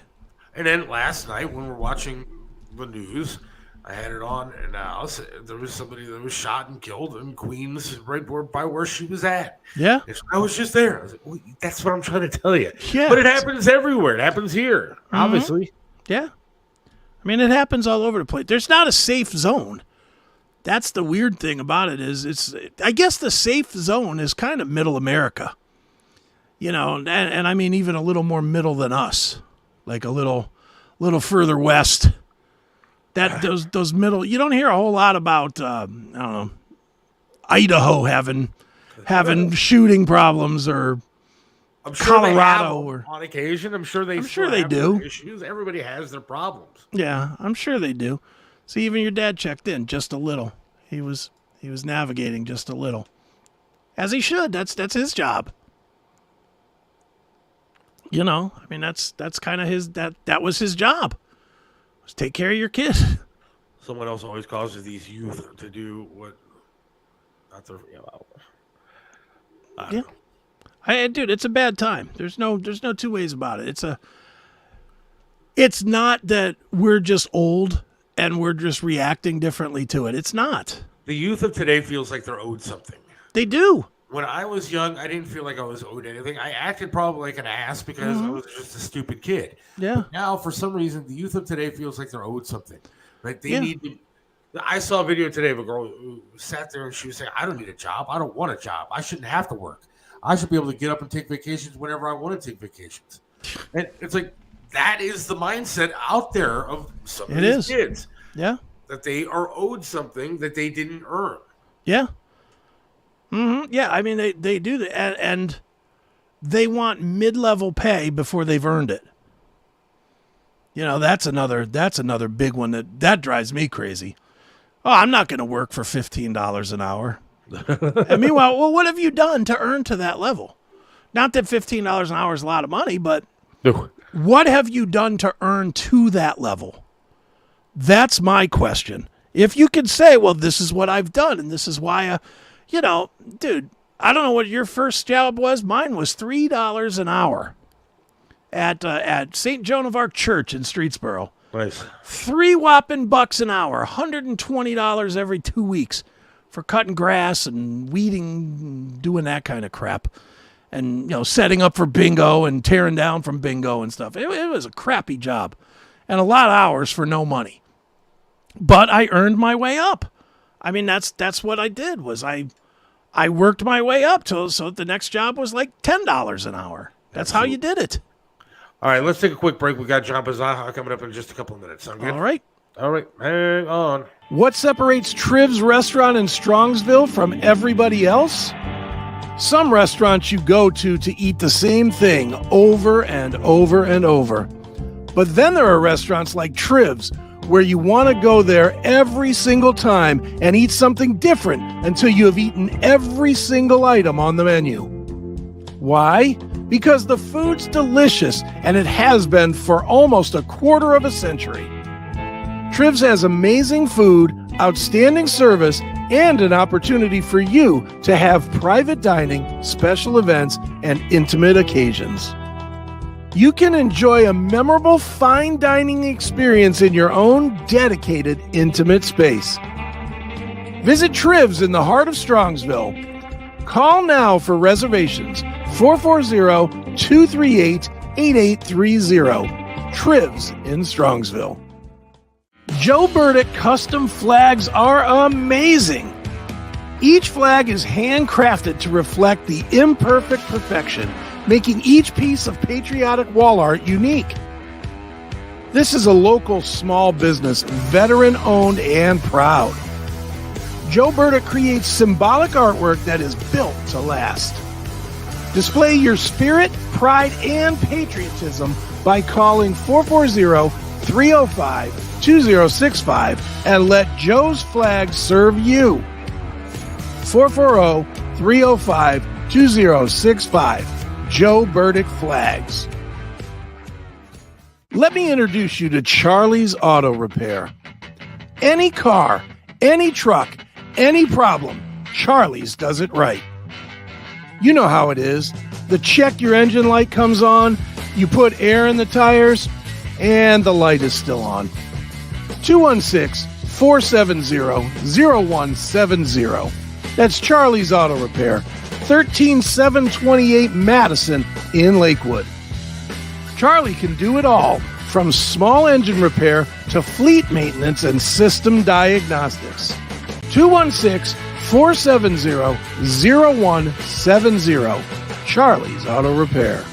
Let Charlie make your car great once again. Holding you is a warmth that I thought I could never find. Just trying to decide. I'll stay by your side. I know I could try. I just can't find the answers to the questions that keep going through my mind. Hey babe, isn't it time? Life takes no time to wait. Falling in love with the only stay. Isn't it time? Life takes no time to wait. Falling in love with the only stay.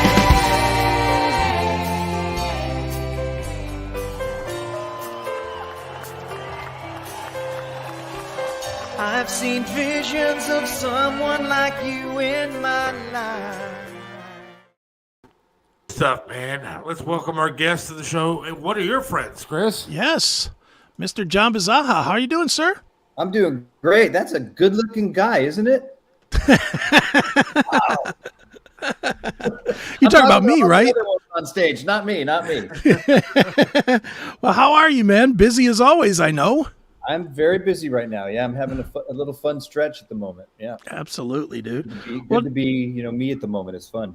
Yeah, well, let's talk about all the stuff that you have going on, man. I mean, we're literally squeezing you in before you hit the road, which I know you're thrilled about because it's been a long pandemic, a little longer for you than for most. But catch everybody up to what you're doing. And for people that don't know, John is the lead singer of the Babies as well as the lead singer of Firefall, and he is going out on tour. And I will let you take it from there, sir.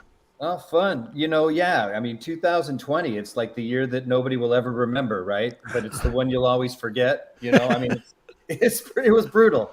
I was in Just the Babies back in 2020 when it all went down. We were getting ready to actually board a plane to Michigan. We were going to go out and do the token out there in Detroit. I think we were going to do something in Akron. We were going to be in your neck of the woods. Right. And right around the 15th. That was it.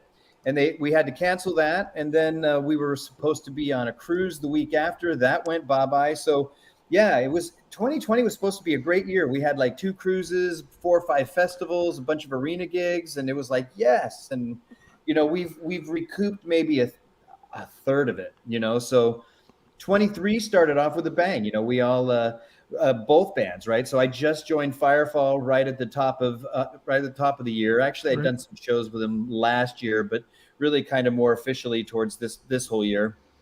And both bands were on the Blue cruise, which was like a Norwegian cruise line deal, and that was fun. So we had a good time. Both bands got to double dip on that. And had fun, So now it's just a little bit here and there. We've done a few shows with the Babies, doing a lot with Firefall at the moment, working on a few things with the Babies to get out again in your neck of the woods, because it seems like you're at Cleveland, Akron, Detroit, that whole hotbed right there. The Babies really resonated, and every time we go there, it's a great time, and the places are packed. So, we're looking forward to do something out there in maybe the Octoberish timeframe. How has the music industry changed over the years? I know you started out at an early age doing, all kind of different things, but how has it changed over the years to today?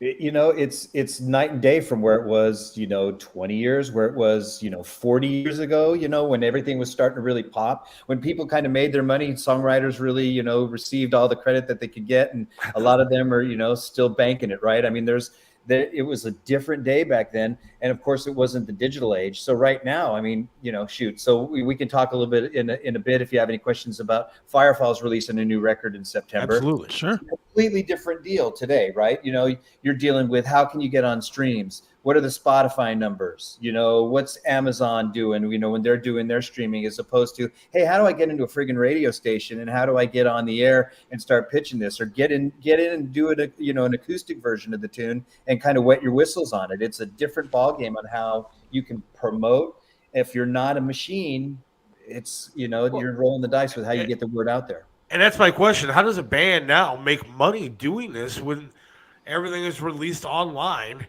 And you don't pay. I mean, how does Spotify pay you for all these tracks and all these plays and follows? It's, you trust that, your publishing companies, and the ASCAP and the BMIs out there are able to go track as much as they can. But, there's all these, everything's so backed out and, through lawsuits and all these other things that are happening out there that anybody else is going to take a back seat to the big guys, right? So you're just going to wait to see what trickles in. I mean, I'm really excited because I get Catapult Repository submits me, I get a penny to 5 cents every month. I mean, it's like, I'm ready to rock, man. I haven't even been able to get a cup of coffee yet, so we'll see what happens. Too funny, man. Well, dude, I'm going to swing it to Firefall for a minute. And I am amazed. I'll tell you what I'm amazed at. Not just Firefall, but these bands that have been around. I mean, when did Firefall start? 70s, right? Early 70s? Or mid-70s, right? They started around 74. I think they came out in 76. There are... around the same time the Babies. There you go. Yeah, same time. Yep. But there's a lot of that aged bands that are releasing music. And I know it's one thing to be out there playing, the casinos and the rib cook-offs and stuff that are kind of designed for these bands. It's another thing to be making music, and you guys are putting out a record. The Guess Who just put out a record like a week ago or so. It's great. Yeah, it is. And it's like, where is the audience, or how do you find that audience? Because I'm thinking, and correct me if I'm wrong, but I'm thinking that audience are not tech savvy enough to hear the music today. Yeah, you know what? It's all through the promotion of however you're going to get it, right? You know, when our album's going to come out in September, so, you know, getting just the physical, you know, pieces of it, we'll probably have that in hand before it even gets released. So, you know, getting out and getting into the hands of the people who come see the shows. You know, we just did a show with Night Ranger. We were in Virginia the other night. About 2,500 people. It was great, you know, and the place is packed, merch is packed. So if we have stuff to sell, I think that's one way of getting things out. But then you'd flip onto the other thing. You've got a piece of product to sell, a CD. Who has CD players anymore? I mean, it's almost kind of like, so you're, you know, I mean, it's like, the way to get everything down, if it's not streaming, you know, through any kind of fit, because I'm that touchy-feely guy. I'm a child of the 60s, man. I want to see and feel it, touch it, smell it. You know, we just went through, you know, we did a move a year ago, right, from California to Nashville, and we still had, you know, vinyls in the shed, right, or in, you know, and then they got transferred into the garage. And now we're like, okay, now we have a lot of things dialed in. Now let's go through and see what the damage is on carting this stuff across country and what made it and what didn't. And, you know, just the ability to listen to records. We listened to, I think, about 20 records yesterday just to check for skips and going, oh my gosh, you know, that Hot Streets record by Chicago. Are you kidding me? You know, oh my gosh, you know, what Bruce Springsteen, you know, we just flipped out for like 5 hours listening to stuff, and that doesn't happen anymore, right? So that's your question, right? And how do you answer? How do you get to those people that aren't tech savvy? It's the thing with the babies, man. If you're not sitting around and Googling the babies 2023 and you're 60, 65, and maybe not so tech savvy, you're certainly not searching that. You have no idea we've been back 10 years. Yeah. And dude, it's so funny you bring that up. Cause like for me, you know, and for people that don't know, I do the web work for the babies and the social stuff for the babies. And, I still get people all the time. Like I'll post a baby's track just on my own personal Facebook. Cause a lot of times I just throw tracks, whatever I'm listening to. And let's be honest, when I'm working on the babies, I'm listening to the babies cause it puts me in that headspace. And I'll throw up a track and people will be like, they'll ask me, hey, are the babies still out there? You know, are they around? And I'm like, I work for them, for God's sakes. You're on my friends list. You know, how do you not know this? It's crazy. Yeah. It's story of the life, right? You know, and then they come out and see, and then they like go, you know, because we don't, you've seen us. We don't disappoint, man. We do the records, you know, so it's pretty fun. That's why, for me anyway, I'm excited to see Firefall. Because I was a huge Babies fan, so that was an easy sell for me. Because you know, when I first met you, it was not a hard sell to get me because I knew every song beforehand. Right. I don't know every song of Firefall. I'll admit it. I know the hits. I know Just Remember I Love You and, you know, Strange Ways, and, you know, I know the hits. I really don't know the catalog at all. For you, this is kind of a two-part question, and Seth, I will let you get in, I promise. No, you're fine. But how much did you know of Firefall going in, and how difficult was it for you to once again step into a band that had a very, very grand history? So stepping into it was going to be the fun part, right? I knew just probably like you. I knew the hits. I probably knew about 7 or 8, 9 songs. Okay. But you know what?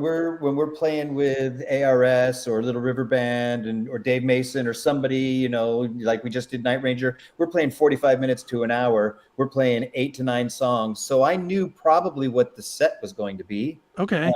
Going into it, and the Babies had done maybe 2 or 3 shows with Firefall over the last 4 years or so. So I was familiar with the camp, right, and knew the guys a little bit. But, you know, stepping into it was almost kind of like with the Babies, because, you know, for me, my initial role with Firefall, I'm not the lead singer. I sing lead on a couple of songs. You know, I'm the guy that sings the high stuff, and I play bass. So it's a different step back. You know, Steve Weinmeister is the lead singer that probably sings 90% of everything, and Jock will sing a little bit more, you know, sings a couple songs, and then I sing 2 now in the set. So we kind of morph it. The album's a different story. We'll talk about that in a minute. But it was almost like the babies, right? When we've talked about this before. I'm a singer who plays bass. So when somebody says, hey, Mark Andes might be retiring, do you think you can take over on the bass duties? 10 years ago, I would have been, let me see, let me go get them under my hands and kind of figure it out. The babies was very easy for me. And Firefall was kind of like, I knew 80% of the songs in my head. So my fingers over the last 10 years of playing and my little theory, I guess, is kind of advanced a bit. So it was a pretty quick transition. My biggest thing is how I'm being able to go play and then sing those high notes, man, because I'm singing the top stuff in Firefall. And it's great because our 3-part harmonies are awesome. And the sound that comes out of us, anybody who sees us freaks out that we're that tight, so it's pretty cool. Like we've been doing it for years. How has touring changed? Like what does a tour look like these days as opposed to what it was like early on? Early on, you'd be on a bus, right? And you'd be city to city. You might have a hub that you'd connect into, but typically you were out for 2 months at a time, come back for a few weeks, go back out for another couple of months, write an album, record your album, go out another 6 months later, that kind of thing, and rinse and repeat it.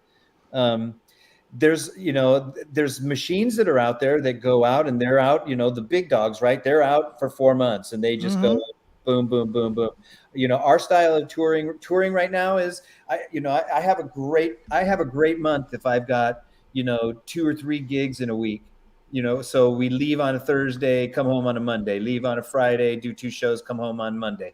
I mean, things like that where, hey, you're doing 2 shows here, 3 shows here, and, the shows pile up. You're playing on the main nights, right? So, I mean, not many people want to go out on a Monday, Tuesday, Wednesday, but they'll go out Thursday through a Sunday. So if we're able to, do 2 out of 3 or 3 out of 4 of those dates, that's pretty cool. And then all it is really a fly in, and you typically will string it, typically you'll have a 90-mile radius that you need to stay out of. So we try to just book everything within a 2 to 4 mile drive. And, we're doing a big SUV and hauling guitars and calling it a day.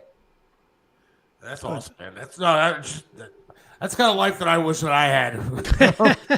I want to be the rock star. I want to be touring in the country and having a good time. And it just seems like a good life. How do you keep the passion going after all this time? The passion just goes because the songs are great. If you dig your mates, that's a great thing. So, if you don't have any drama's a buzzkill, man. Right. So if you don't have drama, you're typically going to have a grand time. Right. So you really just want to make sure that both of these bands, we play some killer catalog tunes. And so anytime you see butts in the seats, it elevates your game to get ready to go up, play and jam. And it's really easy to flick the switch. I think I have a lot of gas. Maybe I'm indifferent. I have a lot of gas left, so I don't have to do anything to rise up to the occasion. I'm just already up on the occasion. Sure. How much is the fact that you have 430 bands that keeps the gas flowing? Because you do, we're talking about 2 of them, but you've got a great band and I'll tell anybody, this is the best thing that John has done in 20 years, which is Crossing Rubicon.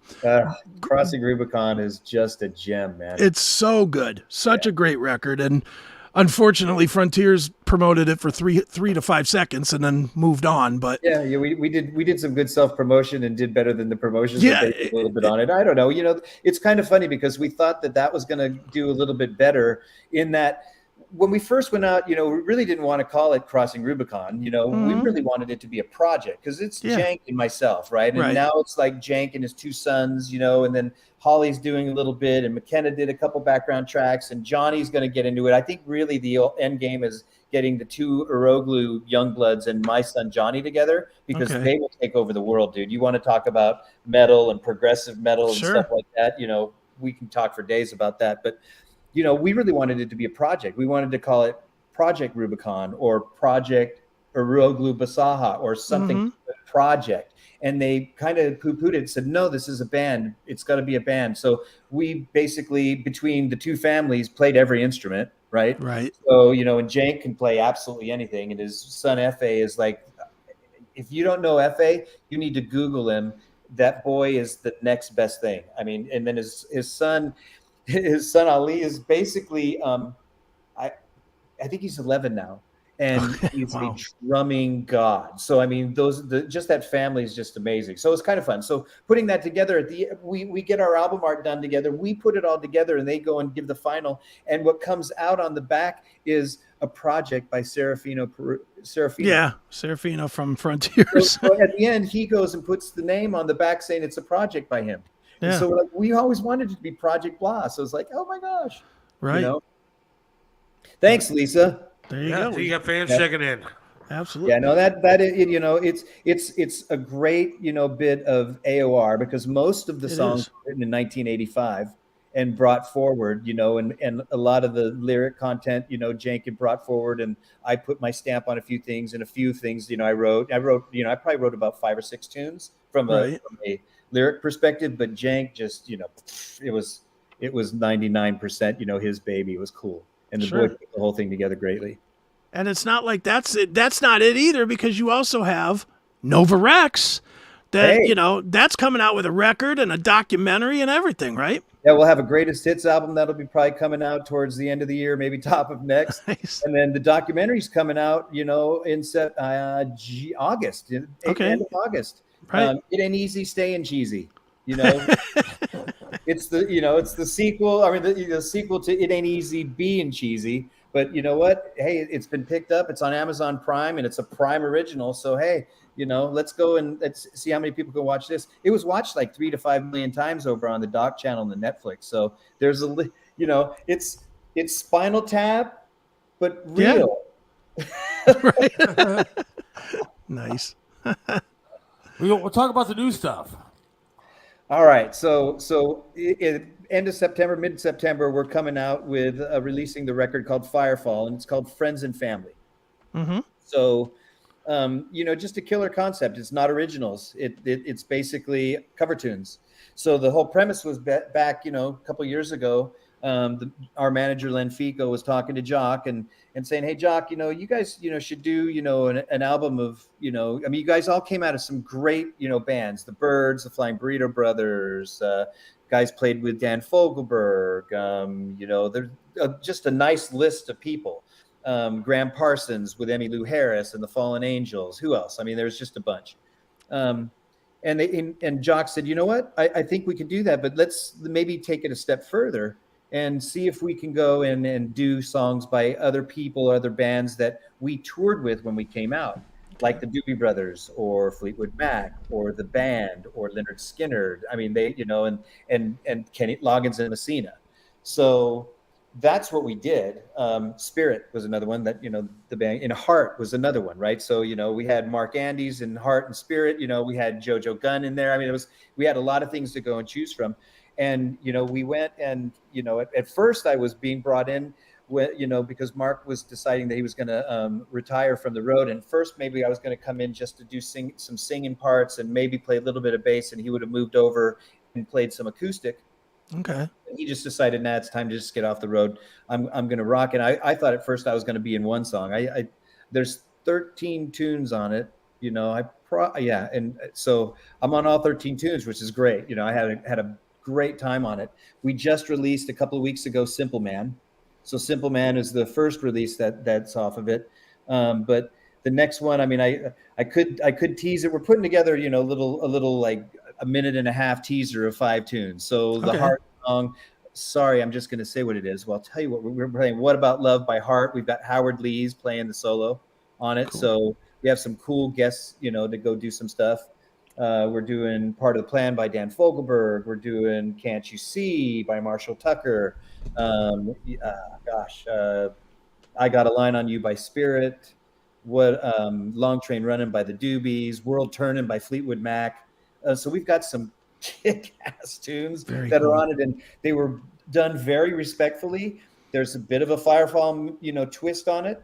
The cool thing is, between the 3 of us, you know, our vocals are so tight that, you know, you really in some cases can't tell who's singing what part. And in some cases we're singing all the parts and just melding them together. And, you know, it's just got a nice little meat to it. That's pretty darn cool. So we knew pretty early on that Steve and I, this was our first time that we ever really sang together, other than, hey, nice to meet you, let's go on stage and do a show, to, okay, here's 13 songs and let's start singing together. Right. And our first day, I think we did in 3 hours, we must have done 6 background vocals, and we probably doubled every one of them and sung every part on every one of them, and it was like, so it's pretty cool when that happens. So that for us, I think, is going to be our calling card, is the fact that we remake these, we do them very respectfully, and the vocals just kick ass. Sure. Now, once this is out, you're obviously going to be touring. You start touring, in 2 days, I think, right? Actually, no, I'm going to be leaving in 2 days to go for a week off before I, Oh, nice. recharge the engines. Yeah, we're going off with some friends to go to wine country out in California. So I'm going to go out to Paso for a few days. Going off with my wife that you stole, right? Yes, sir. Sorry to say, she loves you, dude. But she loves just a little bit more. I'm sure it's more than a little more. Nice. Well, dude, what is the plan with Firefall and honestly with the babies as well going forward? I mean, even with the babies, it's been a while since you recorded now. Are you guys going to maybe write something else, or are you going to maybe write something with Firefall, like originals, even if it's an EP or a single, or? We're with regards Firefall, we're going to start the Friends and Family 2 album, but on that we'll probably do about 3 or 4 Firefall originals. So we won't just say, hey, we're just going to go do another album of covers. We're going to do at least 3 or 4 new ones, maybe with some different vibes to it, which will be kind of cool. So that's with that. We haven't talked about the babies doing another record. They did the one, when we had the Anthology 2 and then the remasters of I'll Have Some of That. Mm-hmm. But we're so geo-dispersed at the moment that it's like trying to get us all in the same place together is like an act of Congress. So figure that one out. But we're totally open to it. I would love to do, almost like an unplugged version of some of these tunes, because we've done it. We did it with like Postcard. We fooled around a little bit with Every Time I Think of You and a few others, and some of them lend themselves very, very cool to just be acoustic renditions. Of course, wrong or right, and others. But yeah, so maybe someday we'll see. But yeah, like to push that one as well and see what we can do.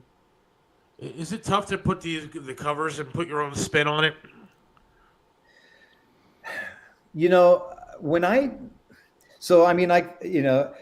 When I was learning the baby stuff, Chris can attest, I probably sing 99% of the melodies. I don't really embellish a lot. I'll put my stamp on it and maybe sing things a little bit different, but I probably am 90+% true to what Waite laid down in that, and try to do the same thing in Firefall. So for me, doing another, it's pretty easy, to just do a remake of somebody else's stuff, because Simple Man, we took it up 3 steps. Yeah. They gave us 3 steps. We took it up 3 steps. That was fun, right? So that for me was putting my own spin on it, right? Singing the lyric, probably 90% of the melody, but I'm 3 steps higher than that.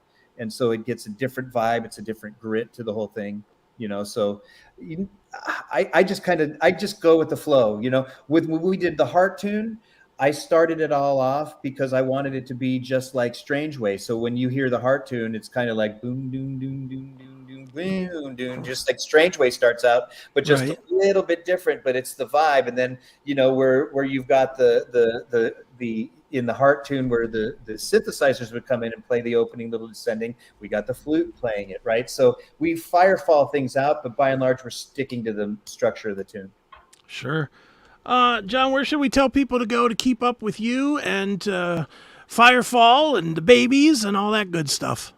Well, the babies is the babies official everywhere. So .com, on Facebook, what have you. Firefall, we're in flux. I think it's firefallofficial.com. And there's also firefall.net. So you can go to both of those to try to find us. But that's pretty much where we're going to be. Okay, that's a motley crew. Yeah, look at those guys. I don't think I've ever seen you with a gray beard. Look at that. Yeah, it was November when that was taken, right? So I figured I was not going to shave, and I had to actually trim it, so for this. So yeah, normally, I'm almost always like this.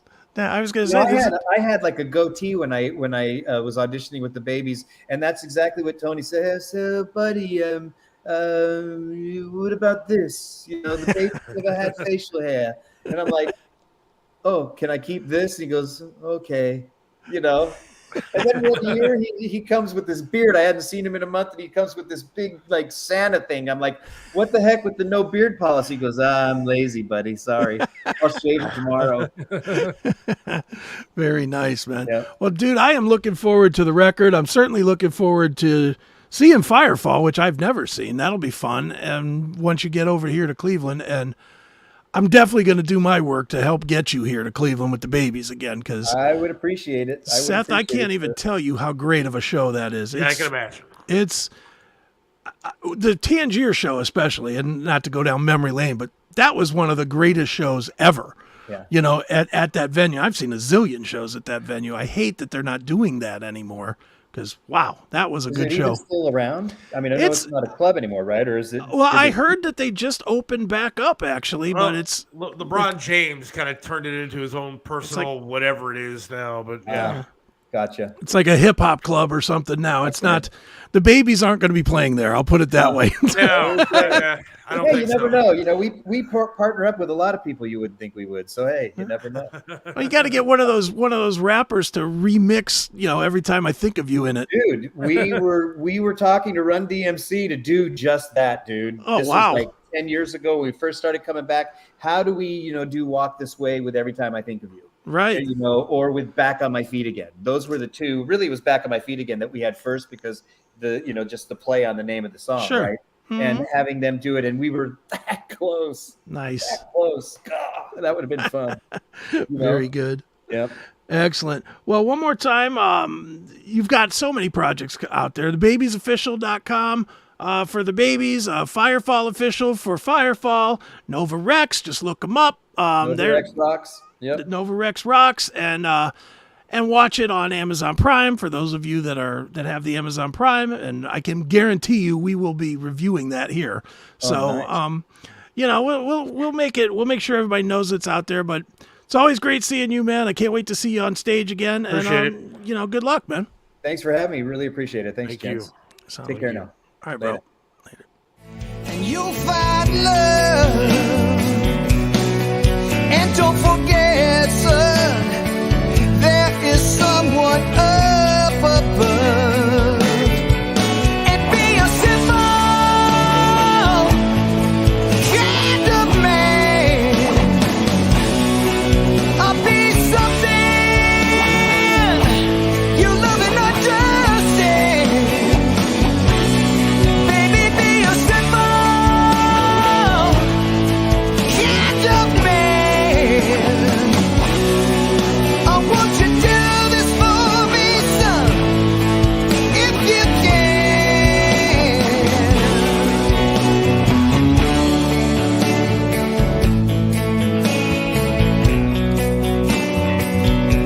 What's going on, everybody? It is Chris Aiken from Chris Aiken Presents and the Seth Williams Show, and of course the Classic Metal Show. And I know you need someone to be told something, right? Whether it's something nice, something not so nice.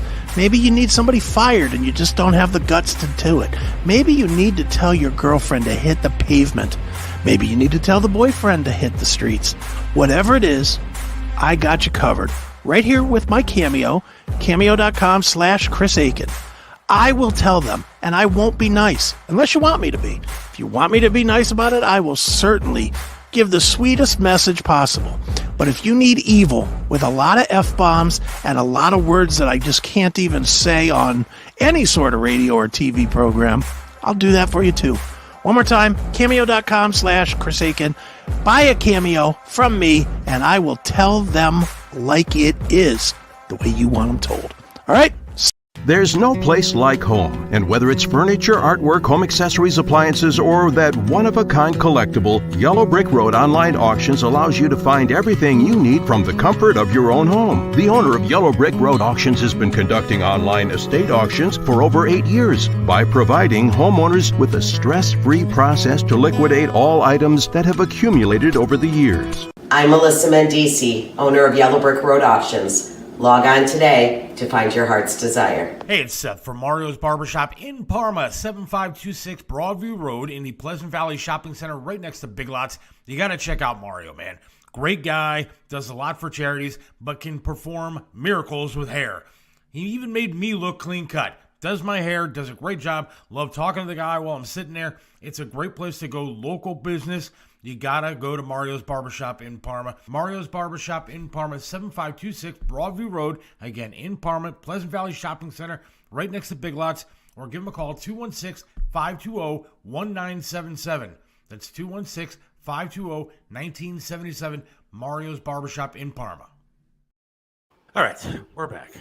We are back. We are back. For a second, anyway. Yeah, and then we're leaving. Wednesday, Melissa from Yellow Brick Road Auction is going to come on again. Try to Cool. Do this again, because last time it was kind of rough with the Right. audio, visual, whatever. So we're going to get that done. And Tony Bisaha will be out and about, and we'll see what else we got going on. Yes. Well, I thank everybody for listening tonight. Much appreciated. Right? Yeah. Everything was great. John Bisaha, great guest. He was good. And enjoyed the conversation. And don't shoot yourself if you go to Cleveland, Republican people. Appreciate it. Have a great night, and we'll talk to you Wednesday. See ya.